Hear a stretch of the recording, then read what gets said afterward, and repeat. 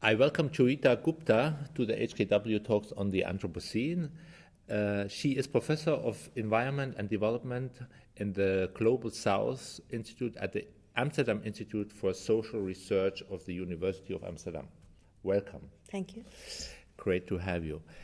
You are working on global governance. Does the concept of the Anthropocene changes approaches in global governance? Prior to this discussion of yesterday, I would have argued that the concept of the Anthropocene changes how we do governance. But yesterday, when I understood that the Anthropocene is clearly linked to our footprint, our physical footprint on the earth, and that we are still discussing whether it's from the start of settled agriculture, or whether it's 1750 or 1945 yes. or 2000, I realized that it's not that important. What's really important within human timescales is that we are overusing the Earth's resources, and some of us are overusing it more than others, and this is really going to create a problem in terms of global equity. So the geological timescales are, for me, relatively speaking, irrelevant. What's more relevant is a family timescale, so what your grandparents did, what your grandchildren will do. And so within this framework of, say, a period of 100 years, how can we organize governance so that it makes a difference? I mean, from an anthropocenic point of view, one would argue both perspectives are important, because on the one side, by becoming a geological force, we, so to say, shrink the possibilities of the future in general, and that means that we have new fights for distributions. I agree with you completely, but I think that because the geological debate is as to when we actually make the cutoff point, for me that point is irrelevant. For me, what's really important is that we are overusing the Earth's resources, and so from a political perspective, we have to do something. But if we say that the Anthropocene, for example, began with settled agriculture or began in 1945, that doesn't change the dynamics of today's governance process. I mean, so you would say the major thesis is important, yes, but formally to define when it started is irrelevant for me. Is irrelevant for the political processes and for the but you pinpointed already to the fact that because of power relations there is an inequity in the world. Yeah. How would you deal with this from a governance point of view? The key challenge is whether the world really wants to deal with inequity. What we find is that in 1945, we get the establishment of the United Nations system. And the main goal of that system was to prevent wars like the First and Second World War, but also to create peace and development worldwide. And so there was a lot of idealism behind that. Today we find that we're moving to a world where neoliberal capitalism is becoming very dominant, and it basically supports those who take out resources first and use those resources for wealth creation. But if one group uses those resources first for wealth creation, in a world where there is limited eco-space, this means that there is less for others. And the question then is, to what extent can we actually reallocate these resources in a more equitable manner? And then there are many reasons why you need to reallocate. One, of course, is simply the moral argument. It's not acceptable to many of us that there should not be sanitation services or food services in parts of the world. But that's only a very small part. From a legal perspective, you could say we all have human rights. And we have, for example, the human right of being able to live on an island without being threatened by the impacts of climate change. So from a human rights perspective, one could try and build up certain reasons why every human being in this world is important. But even from an economic perspective, you could argue that if you can really bring the best out of the bottom billion, you could bring them into the market system, and then you would have some sort of economic well-being worldwide. So you could enhance the well-being of people without necessarily continuously focusing on the concept of economic growth.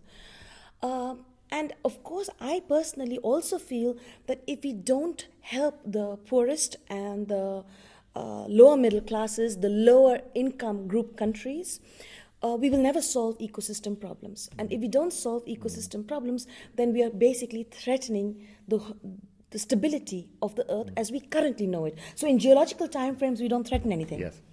The major actors in the political field are still nation states. Yes. So how do you deal with this on a global scale? When you see this global situation as you described it, are the nation states the actors who are going to solve the problem? Well, I personally feel that you need both nation states to solve the problem, as well as more conscious citizenship of people all over the world. But there has been a very strong movement to argue that globalization has changed the world so much that the citizens and their networks are more important than nation states. And I would argue that even though they are more important, they don't add up to solving problems within the time frame within which we would like to see them addressed, given the impacts of these problems. So therefore, you do need the nation state as a sort of a representative model of countries to come together and take action together. And we have this model, and it was in fact developed by the rich countries in the United Nations system. But at this moment, it looks like that some of these countries feel that this model is inconvenient for them. And because it's inconvenient for them, they want to now move away from the model of nation states cooperation to more free approaches where they say, let citizens and people do their own action. On the one side, then you have the nation states as major actors, which are, to some, from a global perspective, locally defined. Yeah. But on the other side, in the economical field, you have big industries, big companies working worldwide. Yeah. How do you deal with the tension between, let's say, the local interests and these global strategies by companies? So that is the problem. The main issue is, of course, that all companies are located within a physical locality. And even though they function within countries and between countries, their relationships are also governed by either trade rules or investment rules or contract law. So many of these companies actually need private international law and trade rules to make their functioning possible. So it's not that they can manage without interstate cooperation on trade, for example. In fact, they probably need international contract law more than anybody else because that protects their investments.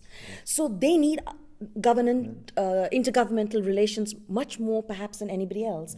On the other hand, if you were to completely make it a free-for-all, there would be no way in which we could try to deal with global problems, because companies aren't interested in global problems. They're interested in their profits. But from a political perspective, who will go to solve the problem of inequality? Will it be the nation states? Will it come from down from the people? How do they organize? What are your visions to get these processes going? Both. I'm pretty sure that you'll have to get the approximately 2 billion people worldwide that are more or less marginalized. They will have to get their act together. They will have to try and represent their interests at the national, local, but also at the global level. So you need their desire to be emancipated. But at the same time, there is nobody else that represents these people more effectively than the state. Now, you could argue that the state actually is not always representing, that's fine, but neither do NGOs or industry do so. So essentially, it will be a combination of civil society and democratic governments that try to do this, because it won't be NGOs who are single-purpose organizations that will actually try to get equity globally. And on the global level, who do you consider as the main actor? Well, I think that it's the intergovernmental cooperation within the United Nations system. So it's all governments working together. You also see, of course, in pockets, you see individuals who take on big challenges, have large resources, and can put money to deal with those problems. But then you're relying on individuals, and there's no structured storyline to ensure that all problems are dealt with. Okay. In between nation states and the United Nations, you have now new kind of entities in between, such as the European Union. And for at a certain time, at least, the European Union was looked at as a concept which you could translate also in other contexts. How do you see that? To have an intermediate actor. I don't know whether the sort of supranationalism that we have in Europe is politically possible in other parts of the world in the short term. Maybe the European dream, the European agenda is also born from a collective history which was quite painful. But if you look at other continents, Latin America, Africa, Asia, you see all kinds of collaboration, but not the sort of supranational collaboration that we see in Europe. So I'm not sure that this model is exportable to other parts of the world. On the other hand, I do see it as a very, very dynamic and interesting model, and I would hate to see it break up. One feels that on the one side, the knowledge we get by the sciences and the experts pushes us to act very quickly because, for example, climate processes are really intervening in our everyday life, and they are affecting, as you said, the poor much more than the rich. And related to that, it seems that the political processes are so slow.